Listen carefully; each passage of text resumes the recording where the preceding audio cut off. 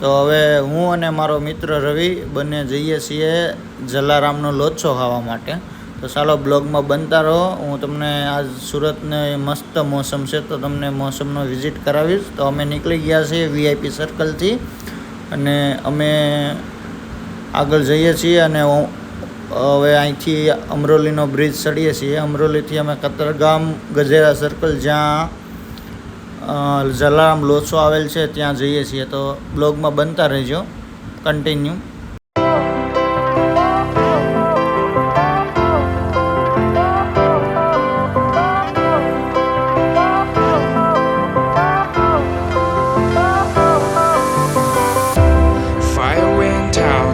Lights went down when you feel lost in your shadow. Don't feel alone, don't scream so loud. We are living in this cruel world. Broken but strong, gotta move on. You're not a bakery of life. Equip my soul, find the real gold. I'll fulfill what I started.